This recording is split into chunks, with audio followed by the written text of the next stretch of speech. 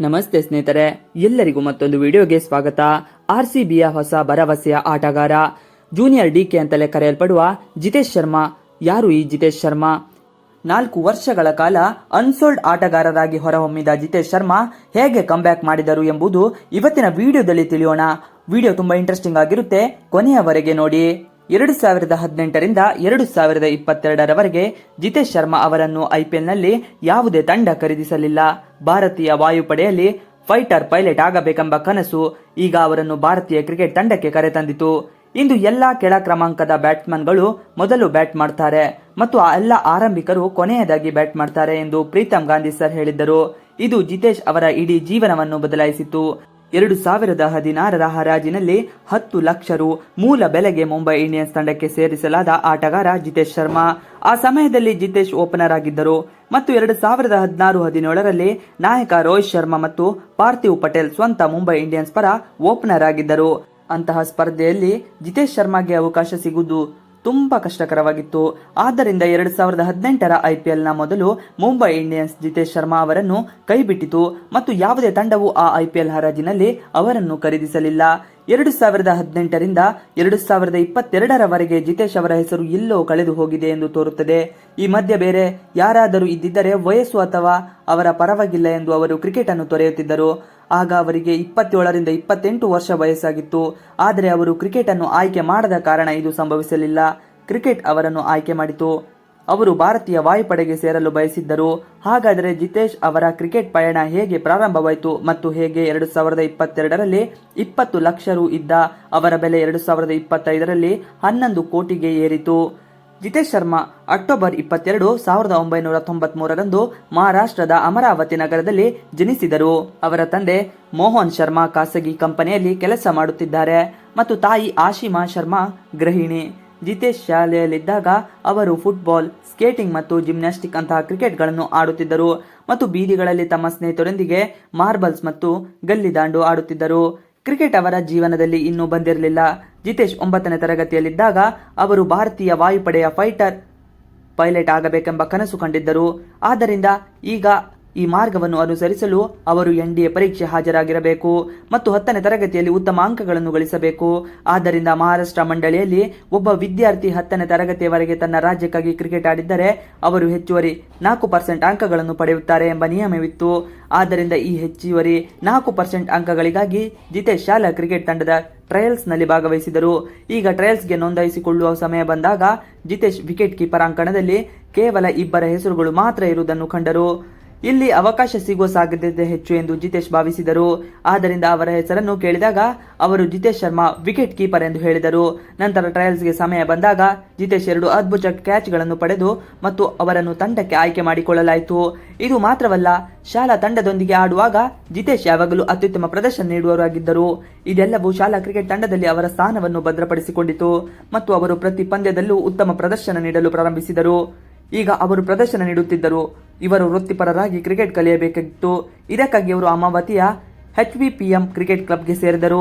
ಅವರು 10ನೇ ತರಗತಿಯನ್ನು ತಲುಪುವ ಹೊತ್ತಿಗೆ ಜಿತೇಶ್ 16 ವರ್ಷದವರ ಒಳಗಿನ ಮಟ್ಟದಲ್ಲಿ ತಮ್ಮ ರಾಜ್ಯ ತಂಡವಾದ ವಿದರ್ಭವನ್ನು ಪ್ರತಿನಿಧಿಸಿದರು. ಇಲ್ಲಿಯವರೆಗೆ ಅವರು ಕ್ರಿಕೆಟ್ ಬಗ್ಗೆ ಗಂಭೀರವಾಗಿರಲಿಲ್ಲ. ಅವರು ಇನ್ನು ಭಾರತೀಯ ವಾಯುಪಡೆಯಲ್ಲಿ ಫೈಟರ್ ಪೈಲಟ್ ಆಗಲು ಬಯಸಿದ್ದರು. ಆದ್ದರಿಂದ ಅವರು ತಮ್ಮ ಅಂಕಗಳನ್ನು ಕಾಯ್ದುಕೊಳ್ಳಬೇಕಾಗಿತ್ತು ಮತ್ತು ಇದಕ್ಕಾಗಿ 12ನೇ ತರಗತಿಯಲ್ಲಿ ಹೆಚ್ಚುವರಿ 4% ಪಡೆಯಲು ಅವರು ಮತ್ತೆ ಕ್ರಿಕೆಟ್ ಆಡುವುದನ್ನು ಮುಂದುವರಿಸಿದರು. ಅವರ ತಂದೆ Mohan Sharma tennis ball cricket ಪ್ರಿಯರಾಗಿದ್ದರು ಮತ್ತು ಟೆನ್ನಿಸ್ ಬಾಲ್ ಕ್ರಿಕೆಟ್ ಪಂದ್ಯಾವಳಿಯನ್ನು ಸಹ ಆಯೋಜಿಸುತ್ತಿದ್ದರು. ಆದ್ದರಿಂದ ಜಿತೇಶ್ ಅದರಲ್ಲಿಯೂ ಆಡುತ್ತಿದ್ದರು. ಇದು ಅವರ 6 ಹೊಡೆಯುವ ಸಾಮರ್ಥ್ಯವನ್ನು ಅಭಿವೃದ್ಧಿಪಡಿಸಿತು. 11 ಮತ್ತು 12ನೇ ತರಗತಿಯವರೆಗೆ ಕ್ರಿಕೆಟ್ ಅವರ ಪ್ರದರ್ಶನವು ಅವರನ್ನು ವಿಧಾಬಾದ 19 ವರ್ಷದವರೆಗೆ ತಂಡಕ್ಕೆ ಕರೆದೊಯ್ಯಿತು. ಹಾಗಾಗಿ 3 ವರ್ಷಗಳ ಹಿಂದೆ ಕ್ರಿಕೆಟ್ ಅವರನ್ನು ಆಯ್ಕೆ ಮಾಡಿತು ಮತ್ತು ಈಗ ಕ್ರಿಕೆಟ್ನೊಂದಿಗೆ ಉಳಿಯುವ ಮೂಲಕ ಅವರು ಕ್ರಿಕೆಟ್ ಅನ್ನು ಪ್ರೀತಿಸಲು ಪ್ರಾರಂಭಿಸಿದರು.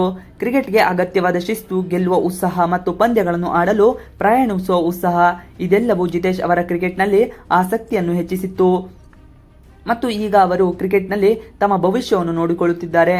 2012ರ ಕೂಚ್ ಬೆಹರ್ ಟ್ರೋಫಿಯಲ್ಲಿ ವಿದರ್ಭ ಅಂಡರ್-19 ಪರ ಆಡುತ್ತಿರುವ ಜಿತೇಶ್ 12 ಇನ್ನಿಂಗ್ಸ್ಗಳಲ್ಲಿ 2 ಶತಕ ಮತ್ತು 1 ಅರ್ಧಶತಕ ಸೇರಿದಂತೆ 537 ರನ್ ಗಳಿಸಿದರು.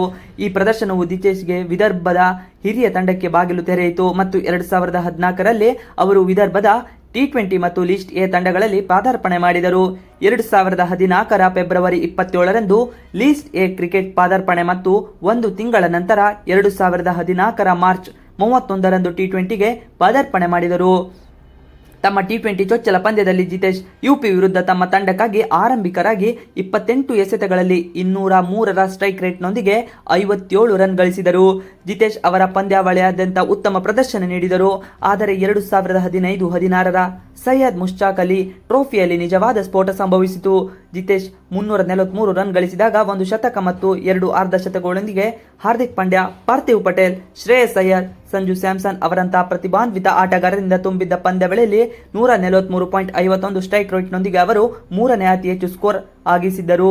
ಈ ಪ್ರದರ್ಶನವು ಮುಂಬೈ ಇಂಡಿಯನ್ಸ್ ಸ್ಕೌಟ್ಗಳ ಗಮನ ಸೆಳೆಯಿತು ಮತ್ತು 2016ರ ಹರಾಜಿನಲ್ಲಿ ಅವರು ಜಿತೇಶ್ ಅವರನ್ನು 10 ಲಕ್ಷ ಮೂಲ ಬೆಲೆಗೆ ಖರೀದಿಸಿತು. ಎಲ್ಲವೂ ಪರಿಪೂರ್ಣವೆಂದು ತೋರುತ್ತಿತ್ತು. ಅಮರಾವತಿಯ ಈ ಹುಡುಗ ಈಗ ತನ್ನ ದೊಡ್ಡ ಕನಸಿಗೆ ಹತ್ತಿರವಾಗಿದ್ದರು. ಆದರೆ ಆ ಕನಸು ಅಷ್ಟು ಸುಲಭವಾಗಿತ್ತೇ? ಅವರು 2016-17ರ IPLನಲ್ಲಿ ಮುಂಬೈ ಇಂಡಿಯನ್ಸ್ ತಂಡದ ಭಾಗವಾಗಿದ್ದರು. ಆದರೆ ಆ ತಂಡದಲ್ಲಿ ಅವರಿಗೆ ಆರಂಭಿಕ ಆಟಗಾರನಾಗಿ ಸ್ಥಾನವಿರಲಿಲ್ಲ. ಆದರೆ ಒಂದು ವಿಷಯವಿತ್ತು, ಆಡುವ 11ರಲ್ಲಿ ಅವರಿಗೆ ಅವಕಾಶ ಸಿಗದಿದ್ದರೂ ಸಹ ನಿಕೋಲಸ್ ಪುರನ್ ಜೊತೆಗೆ ಅವರು ಆಟಗಾರರಿಗೆ ನೀರು ಕುಡಿಸುತ್ತಿದ್ದರು. ಆದರೆ ಡ್ರೆಸ್ಸಿಂಗ್ ಕೋಣೆಯಲ್ಲಿ ಸಚಿನ್ ತೆಂಡೂಲ್ಕರ್, ರೋಹಿತ್ ಶರ್ಮಾ, ಪಾರ್ಥಿವ್ ಪಟೇಲ್ ಮತ್ತು ಇತರ ಅನೇಕ ದಂತ ಕಥೆಗಳೊಂದಿಗೆ ಮಾತನಾಡುವ ಮೂಲಕ ಅವರು ತಮ್ಮ ಆಟವನ್ನು ಸುಧಾರಿಸಿಕೊಂಡರು. ಆದರೆ ನೀವು ಎಷ್ಟೇ ಉತ್ತಮ ಆಟಗಾರರಾಗಿದ್ದರೂ ಅವಕಾಶ ಸಿಗದೆ ಯಾರಾದರೂ ನಿಮ್ಮ ಪ್ರದರ್ಶನವನ್ನು ಹೇಗೆ ನೋಡುತ್ತಾರೆ? ಮತ್ತೆ ಅದಕ್ಕಾಗಿ ಮುಂಬೈ ಇಂಡಿಯನ್ಸ್ ಅವರನ್ನು 2018ರ IPLನಿಂದ ಮೊದಲು ಕೈ ಬಿಟ್ಟಾಗ ಬೇರೆ ಯಾವುದೇ ಫ್ರಾಂಚೈಸಿ ಅವರನ್ನು IPL 2018ರ ಹರಾಜಿನಲ್ಲಿ ಖರೀದಿಸಲಿಲ್ಲ. ಈ ಸಮಯದಲ್ಲಿ ಜಿತೇಶ್ಗೆ 25 ವರ್ಷ ವಯಸ್ಸಾಗಿತ್ತು. ವಯಸ್ಸು ಅವರ ಕಡೆ ಇತ್ತು. ಆದರೆ ಎಷ್ಟು ಕಾಲ? ಅವರು 4 ವರ್ಷಗಳ ಕಾಲ ದೇಶೀಯ ಕ್ರಿಕೆಟ್ನಲ್ಲಿ ಮಾತ್ರ ಆಡುತ್ತಿದ್ದರು. ಪ್ರತಿ ವರ್ಷ ಹರಾಜು ಬರುತ್ತದೆ, ಆದರೆ ಯಾವುದೇ ತಂಡವು ಅವರನ್ನು ಮೂಲ ಬೆಲೆಗೆ ಖರೀದಿಸುತ್ತಿಲ್ಲ.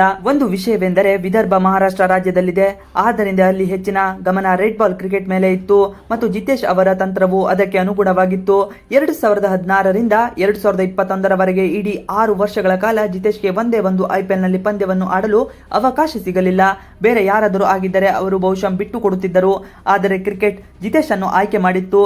ಅಲ್ಲಿಯವರೆಗೆ ಜಿತೇಶ್ ಆರಂಭಿಕ ಆಟಗಾರರಾಗಿದ್ದರು ಅಥವಾ ಅಗ್ರ ಕ್ರಮಾಂಕದಲ್ಲಿ ಬ್ಯಾಟಿಂಗ್ ಮಾಡುತ್ತಿದ್ದರು.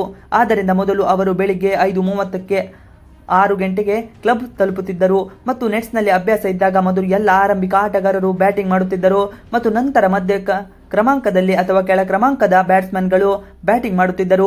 ಚಳಿಗಾಲದಲ್ಲಿ ನಡೆಯುವ 2021ರ ಸೈಯದ್ ಮುಷ್ತಾಕ್ ಅಲಿ ಟ್ರೋಫಿ ಹತ್ತಿರದಲ್ಲಿತ್ತು. ಆದ್ದರಿಂದ ಚಳಿಗಾಲದಲ್ಲಿ ಬೆಳಿಗ್ಗೆ 5:30ರಿಂದ 6ರ ಸುಮಾರಿಗೆ ಪಿಚ್ನಲ್ಲಿ ತೇವಾಂಶ ಇರುತ್ತದೆ ಮತ್ತು ಜಿತೇಶ್ ಪ್ರತಿದಿನ ಅದೇ ಸಮಯದಲ್ಲಿ ಅದೇ ಅರ್ಧ ಪಿಚ್ನಲ್ಲಿ ಬ್ಯಾಟಿಂಗ್ ಮಾಡುತ್ತಿದ್ದರು. ಆದ್ದರಿಂದ ಒಂದು ದಿನ ಈ ಸಮಯದಲ್ಲಿ ಜಿತೇಶ್ ಅವರ ತರಬೇತುದಾರರಾಗಿದ್ದ ಪ್ರೀತಮ್ ಗಾಂಧಿ ಸರ್, ಇಂದು ಎಲ್ಲ ಕೆಳ ಕ್ರಮಾಂಕದ ಬ್ಯಾಟ್ಸ್ಮನ್ಗಳು ಮೊದಲು ಬ್ಯಾಟಿಂಗ್ ಮಾಡ್ತಾರೆ ಮತ್ತು ಎಲ್ಲ ಆರಂಭಿಕ ಆಟಗಾರರು ಕೊನೆಯವರೆಗೂ ಬ್ಯಾಟಿಂಗ್ ಮಾಡ್ತಾರೆ. ಈ ಒಂದು ದಿನ ಜಿತೇಶ್ ಅವರ ಇಡೀ ಜೀವನವನ್ನು ಬದಲಾಯಿಸಿತು. ನಂತರ ಪಿಚ್ ಒಣಗಿ ಜಿತೇಶ್ ಬ್ಯಾಟಿಂಗ್ ಮಾಡಲು ಬಂದಾಗ ಜಿತೇಶ್ ಅವರ ಸ್ಟ್ರೋಕ್ಗಳು ತುಂಬಾ ಸ್ವಚ್ಛವಾಗಿದ್ದವು. ಪ್ರೀತಮ್ ಸರ್, ಜಿತೇಶ್, ಈಗ ನೀವು ಮಧ್ಯಮ ಕ್ರಮಾಂಕದಲ್ಲಿ ಆಡುತ್ತೀರಿ ಎಂದು ಹೇಳಿದರು. ಜಿತೇಶ್ ಅವರ ವಿಶೇಷ ಗುಣವೆಂದರೆ ಅವರು ತಮ್ಮ ಕೋಚ್ ಏನು ಹೇಳ್ತಾರೆಂದು ಅರ್ಥ ಮಾಡಿಕೊಳ್ತಾರೆ. ಬೇರೆ ಯಾರಾದರೂ ಆಗಿದ್ದರೆ ಅವರು ಬಹುಶಃ ಆ ಕೋಚ್ ಎಂದು ಹೇಳುತ್ತಿದ್ದರು. ನನ್ನ ತಂತ್ರವು ಆರಂಭಿಕ ಆಟಗಾರನ ತಂತ್ರ, ನನ್ನ ಆಟ ಹಾಳಾಗುತ್ತದೆ. ಆದರೆ ಜಿತೇಶ್ RCBಯಲ್ಲಿ ದಿನೇಶ್ ಕಾರ್ತಿಕ್ ಅವರ ಮಾತುಗಳನ್ನು ಕೇಳುವ ರೀತಿ ಅವರಿಗೆ ಅರ್ಥವಾಗುತ್ತದೆ. ಅದೇ ರೀತಿ ಅವರು ಪ್ರೀತಮ್ ಗಾಂಧಿ ಸರ್ ಅವರ ಮಾತುಗಳನ್ನು ಅನುಸರಿಸಿದರು ಮತ್ತು ಜಿತೇಶ್ ಶರ್ಮಾ 2021ರ ಸೈಯದ್ ಮುಷ್ತಾಕ್ ಅಲಿ ಟ್ರೋಫಿಯಲ್ಲಿ ಅತ್ಯಧಿಕ ಸ್ಟ್ರೈಕ್ ರೇಟ್ಸ್ ಹೊಂದಿದ್ದರು. 235.16ರಲ್ಲಿ ಪಂದ್ಯಾವಳಿಯ 7 ಇನ್ನಿಂಗ್ಸ್ಗಳಲ್ಲಿ ಅವರು 53.50 ಸರಾಸರಿಯೊಂದಿಗೆ 214 ರನ್ ಗಳಿಸಿದರು. ಅವರು ತಮ್ಮ ವಿದರ್ಭ ತಂಡಕ್ಕೆ ಬಲಿಷ್ಠ ಮಧ್ಯಮ ಕ್ರಮಾಂಕದ ಬ್ಯಾಟ್ಸ್ಮನ್ ಮತ್ತು ಫಿನಿಷರ್ ಆಗಿದ್ದರು. 2022ರ IPL ಮೆಗಾ ಹರಾಜಿನಲ್ಲಿ ಪಂಜಾಬ್ ಕಿಂಗ್ಸ್ ಜಿತೇಶ್ ಶರ್ಮಾ ಅವರನ್ನು 20 ಲಕ್ಷ ರು ಮೂಲ ಬೆಲೆಗೆ ತಮ್ಮ ತಂಡಕ್ಕೆ ಸೇರಿಸಿಕೊಂಡಿತ್ತು. ಏಪ್ರಿಲ್ 3ರಂದು 2022ರಂದು ಜಿತೇಶ್ ಶರ್ಮಾ, ಮಯಾಂಕ್ ಅಗರ್ವಾಲ್ ನಾಯಕತ್ವದಲ್ಲಿ ಪಂಜಾಬ್ ಕಿಂಗ್ಸ್ ಪಾದಾರ್ಪಣೆ ಮಾಡಿದರು. CSK ಪಂದ್ಯದಲ್ಲಿ ಜಿತೇಶ್ 17 ಎಸೆತಗಳಲ್ಲಿ 26 ರನ್ ಗಳಿಸಿದರು. ಅದರಲ್ಲಿ 3 ಸಿಕ್ಸರ್ಗಳು ಸೇರಿವೆ. ಅವರು ಇಡೀ ಋತುವಿನಲ್ಲಿ 12 ಪಂದ್ಯಗಳಲ್ಲಿ 234 ರನ್ ಗಳಿಸಿದರು. ಸ್ಮಿತ್ 163.64 ಸ್ಟ್ರೈಕ್ ರೇಟ್ನಲ್ಲಿ ಜಿತೇಶ್ ಅವರು ನಿಜವಾದ ಪ್ರತಿಭೆವಾದ IPL 2023ರಲ್ಲಿ ಬಂದಿತು. ಅವರು ಇನ್ನಿಂಗ್ಸ್ ನೋಡಿ 11 ಎಸೆತಗಳಲ್ಲಿ 21 ರನ್ಗಳು, 7 ಎಸೆತಗಳಲ್ಲಿ 25 ರನ್ಗಳು, 10 ಎಸೆತಗಳಲ್ಲಿ 24 ರನ್ಗಳು, 10 ಎಸೆತಗಳಲ್ಲಿ 21 ರನ್ಗಳು. ಅವರು ಪಂಜಾಬ್ ಕಿಂಗ್ಸ್ ಪರ ಫಿನಿಷರ್ ಆಗಿ ತಮ್ಮನ್ನು ತಾವು ಸ್ಥಾಪಿಸಿಕೊಂಡಿದ್ದರು. ಋತುವಿನ 14 ಪಂದ್ಯಗಳಲ್ಲಿ ಅವರು 156.6 ಸ್ಟ್ರೈಕ್ ರೇಟ್ನೊಂದಿಗೆ 309 ರನ್ ಗಳಿಸಿದರು. ಈ ಪ್ರದರ್ಶನವು ಅವರ ಹಾದಿಯನ್ನು ಸುಗಮಗೊಳಿಸಿತು ಮತ್ತು ಜಿತೇಶ್ ಅವರು ಅಕ್ಟೋಬರ್ 3, 2023ರಂದು ಚೀನಾದ ಹ್ಯಾಂಗ್ಝೌನಲ್ಲಿ ನಡೆದ ಏಷ್ಯನ್ ಕ್ರೀಡಾಕೂಟದಲ್ಲಿ ಭಾರತಕ್ಕಾಗಿ ತಮ್ಮ ಟಿ20 ಅಂತಾರಾಷ್ಟ್ರೀಯ ಚೊಚ್ಚಲ ಪಂದ್ಯವನ್ನು ಆಡಿದರು. ಅವರು ಅಮರಾವತಿಯ ಭಾರತ ಪರ ಆಡಿದ ಮೊದಲ ಆಟಗಾರರಾದರು ಮತ್ತು ಭಾರತೀಯ ವಾಯುಪಡೆಯಲ್ಲಿ ಫೈಟರ್ ಪೈಲಟ್ ಆಗಬೇಕೆಂಬ ಕನಸು ಈಗ ಅವರನ್ನು ಭಾರತೀಯ ಕ್ರಿಕೆಟ್ ತಂಡಕ್ಕೆ ಕರೆತಂದಿತು. ಭಾರತ ಆ ಏಷ್ಯನ್ ಕ್ರೀಡಾಕೂಟವನ್ನು ಗೆದ್ದಿತು ಮತ್ತು ಜಿತೇಶ್ ಚಿನ್ನದ ಪದಕ ಗೆದ್ದು ಭಾರತೀಯ ತಂಡದ ಭಾಗವಾಗಿ ಮರಳಿದರು. ಡಿಸೆಂಬರ್ 2023ರಲ್ಲಿ ಆಸ್ಟ್ರೇಲಿಯಾ ವಿರುದ್ಧ ಟಿ20 ಸರಣಿಗೆ ಅವರನ್ನು ಭಾರತೀಯ ತಂಡದಲ್ಲಿ ಆಯ್ಕೆ ಮಾಡಿಕೊಳ್ಳಲಾಯಿತು. ಅದರ ನಂತರ ಅವರನ್ನು ದಕ್ಷಿಣ ಆಫ್ರಿಕಾ ವಿರುದ್ಧ ಟಿ20 ತಂಡದಲ್ಲಿ ಆಯ್ಕೆ ಮಾಡಲಾಯಿತು. 2024ರಲ್ಲಿ ಟಿ20 ವಿಶ್ವಕಪ್ ಇತ್ತು. IPL 204ರಲ್ಲಿ ಉತ್ತಮ ಪ್ರದರ್ಶನ ನೀಡುವ ಮೂಲಕ ಜಿತೇಶ್ ಟಿ20 ವಿಶ್ವಕಪ್ ತಂಡಕ್ಕೆ ಆಯ್ಕೆಯಾಗುವ ಅವಕಾಶವನ್ನು ಹೊಂದಿದ್ದರು. ಈ ವಿಷಯ ಅವರ ಮನಸ್ಸಿನಲ್ಲಿ ಆಟವಾಡುತ್ತಿತ್ತು ಮತ್ತು ಇದು ವರ್ತಮಾನ ಬದಲು ಭವಿಷ್ಯದಲ್ಲಿ ಅವರ ಮನಸ್ಸನ್ನು ಉಳಿಸಿಕೊಂಡಿತು. ಇದು ಅವರ ಆಟದ ಮೇಲೂ ಪರಿಣಾಮ ಬೀರಿತು. ಜಿತೇಶ್ IPL 2024ರ 14 ಪಂದ್ಯಗಳಲ್ಲಿ ಕೇವಲ 187 ರನ್ ಗಳಿಸಿದರು. 1 ಅಥವಾ 2 ಅತಿಥಿ ಪಾತ್ರಗಳಾಗಿದ್ದರು, ಆದರೆ ಒಟ್ಟಾರೆ ಪ್ರದರ್ಶನ ಸರಾಸರಿಯಾಗಿತ್ತು. ಅವರನ್ನು 2024ರ ಟಿ20 ವಿಶ್ವಕಪ್ ತಂಡಕ್ಕೆ ಆಯ್ಕೆ ಮಾಡಲಾಗಿಲ್ಲ ಮತ್ತು IPL 2025ರ ಮೆಗಾ ಹರಾಜಿನ ಮೊದಲು ಪಂಜಾಬ್ ಕಿಂಗ್ ಕೈಬಿಟ್ಟಿತು. ಆದರೆ ತನ್ನ ಆತ್ಮೀಯ ಸ್ನೇಹಿತ ಜಿತೇಶ್ ಶರ್ಮಾ ಅವರನ್ನು 3 ವರ್ಷಗಳ ಹಿಂದೆ ಪಂಜಾಬ್ 20 ಲಕ್ಷ ರು ಮೂಲ ಬೆಲೆಗೆ ಖರೀದಿಸಿತು. ಅವರನ್ನು RCB ತಂಡದಲ್ಲಿ 11 ಕೋಟಿ ರುಗೆ ಸೇರಿಸಲಾಯಿತು. ಆದರೆ 11 ಕೋಟಿ ಏಕೆ? ಅವರು ಇನ್ನೂ ಒಂದೇ 50 ರನ್ ಗಳಿಸಿರಲಿಲ್ಲ, ಏಕೆಂದರೆ ಜಿತೇಶ್ ಯಾವುದೇ ರನ್ ಗಳಿಸಿದರೂ ಅವರು ಯಾವಾಗಲೂ ತಂಡಕ್ಕೆ ಗಳಿಸುತ್ತಿದ್ದರು, ತನಗಾಗಿ ಅಲ್ಲ. RCB IPL 2025ರ ಹರಾಜಿನಲ್ಲಿ ಅವರನ್ನು ಖರೀದಿಸಿದಾಗ ಮತ್ತು ಅವರು ತಮ್ಮ ರಾಜ್ಯ ತಂಡಕ್ಕಾಗಿ ದೇಶೀಯ ಪಂದ್ಯಗಳನ್ನು ಆಡುತ್ತಿದ್ದಾಗ ಕ್ರಿಕೆಟ್ಗಳಲ್ಲಿ ಬ್ಯಾಟಿಂಗ್ ಮಾಡಲು ಬಂದ ತಕ್ಷಣ ಜನರು ಅವರನ್ನು ಹುರಿದುಂಬಿಸಲು ಪ್ರಾರಂಭಿಸಿದರು. ಅಭಿಮಾನಿಗಳಿಂದ ಅಂತಹ ಪ್ರೀತಿ ಅವರ ಹೃದಯವನ್ನು ತುಂಬಿತು. ಅವರು ಇಲ್ಲಿವರೆಗೂ ಭಾರತಕ್ಕಾಗಿ ಆಡದಿದ್ದರೂ ಅವರು ಯಾವ ಫ್ರಾಂಚೈಸಿಗಾಗಿ ಆಡುತ್ತಿದ್ದರೆಂದು ಅವರಿಗೆ ಅರಿವಾಯಿತು. ಜಿತೇಶ್ ಶರ್ಮಾರನ್ನು RCB ಅವರನ್ನು ಉಪನಾಯಕರಾಗಿ ಮಾಡಿದೆ. ಋತುವಿನಲ್ಲಿ 1-2 ಅತಿಥಿ ಪಾತ್ರಗಳು ಬರುತ್ತಿದ್ದರು, ಆದರೆ ಆ ಪಂದ್ಯ ಗೆಲ್ಲುವ ಸರದಿ ಕಾಣೆಯಾಗಿತ್ತು. ನಾಯಕ ರಜತ್ ಪಾಟಿದಾರ್ ಕೊನೆ 2 ಲೀಗ್ ಪಂದ್ಯಗಳಲ್ಲಿ ಗಾಯಗೊಂಡಿದ್ದರು. ಆದ್ದರಿಂದ ಜಿತೇಶ್ ಶರ್ಮಾ ನಾಯಕತ್ವ ವಹಿಸಬೇಕಾಗಿತ್ತು. ಅಂದರೆ IPLನ ಅತಿ ದೊಡ್ಡ ಫ್ರಾಂಚೈಸಿಗಳಲ್ಲಿ ಒಂದಾದ ನಾಯಕತ್ವ. RCB ಮೊದಲ ಪಂದ್ಯದಲ್ಲಿ SRH ವಿರುದ್ಧ ಸೋತಿತು. LSG ವಿರುದ್ಧ ಕೊನೆಯ ಪಂದ್ಯ RCB ಪಾಲಿಗೆ ಬಹಳ ಮುಖ್ಯವಾಗಿ ಪಂದ್ಯವಾಗಿತ್ತು. ಈ ಪಂದ್ಯವನ್ನು ಅವರು ಗೆದ್ದಿದ್ದರೆ ಅವರ ಪಾಯಿಂಟ್ಸ್ ಪಟ್ಟಿಯಲ್ಲಿ ಅಗ್ರ 2 ಸ್ಥಾನಗಳಿಗೆ ಸ್ಥಾನ ಪಡೆಯುತ್ತಿದ್ದರು ಮತ್ತು ಫೈನಲ್ ತಲುಪಲು 2 ಅವಕಾಶಗಳು ಹೊಂದಿದ್ದರು. ಈಗ ಇಷ್ಟು ದೊಡ್ಡ ಜವಾಬ್ದಾರಿ ಇರುವುದರಿಂದ ನಾನು ನರ್ವಸ್ ಆಗುತ್ತೇನೆ. ಟಾಸ್ ನಂತರ ಜಿತೇಶ್ ಶರ್ಮಾ ತಪ್ಪು ತಂಡದ ಪಟ್ಟಿಯನ್ನು ನೀಡಿದರು. RCB ಮೊದಲು ಬೌಲಿಂಗ್ ಮಾಡುತ್ತಿತ್ತು ಮತ್ತು ರಜತ್ ಪಾಟಿದಾರ್ ಪ್ರಭಾವಿ ಆಟಗಾರನಾಗಿ 2ನೇ ಇನ್ನಿಂಗ್ಸ್ನಲ್ಲಿ ಬರಬೇಕಿತ್ತು. ಆದ್ದರಿಂದ ನಿಯಮಗಳ ಪ್ರಕಾರ ಮೊದಲು ಬೌಲಿಂಗ್ನಲ್ಲಿ ಪಟ್ಟಿಯನ್ನು ನೀಡಬೇಕಾಗಿತ್ತು. ಆದರೆ ಜಿತೇಶ್ ಮೊದಲು ಬ್ಯಾಟಿಂಗ್ ಮಾಡಿ ಪಟ್ಟಿಯನ್ನು ಸಲ್ಲಿಸಿದ್ದರು. ನಂತರ RCB ಆಡಳಿತ ಮಂಡಳಿ ಅದನ್ನು ನಿಭಾಯಿಸಿತು. RCBಯ ಕೊನೆಯ ಪಂದ್ಯ LSG ವಿರುದ್ಧ ಜಿತೇಶ್ ಕೇವಲ 33 ಎಸೆತಗಳಲ್ಲಿ 257.57 ಸ್ಟ್ರೈಕ್ ರೇಟ್ನೊಂದಿಗೆ ಅಜೇಯವಾಗಿ 50 ಎಸೆತಗಳಲ್ಲಿ 85 ರನ್ಗಳನ್ನು ಗಳಿಸಿದರು. ಅದೇ ರೀತಿ RCB ಟೇಬಲ್ ಟಾಪರ್ 2 ಸ್ಥಾನವನ್ನು ಗಟ್ಟಿ ಮಾಡಿಕೊಂಡಿತ್ತು. ಇವಿಷ್ಟು ಇವತ್ತಿನ ವಿಡಿಯೋ. ಈ ವಿಡಿಯೋ ನಿಮಗೆ ಇಷ್ಟ ಆದರೆ please like, share and subscribe ಮಾಡಿ. ನೀವು ನಮ್ಮ ಯೂಟ್ಯೂಬ್ ಚಾನಲ್ಗೆ ಸಬ್ಸ್ಕ್ರೈಬ್ ಆಗಿಲ್ಲ ಅಂದರೆ ಬೇಗ ಸಬ್ಸ್ಕ್ರೈಬ್ ಮಾಡ್ಕೊಳ್ಳಿ. ನಾವು ಹಾಕುವಂತ ಎಲ್ಲ ವಿಡಿಯೋಗಳು ನೋಟಿಫಿಕೇಶನ್ ಮುಖಾಂತರ ದೊರೆಯುತ್ತದೆ. Thanks for watching video.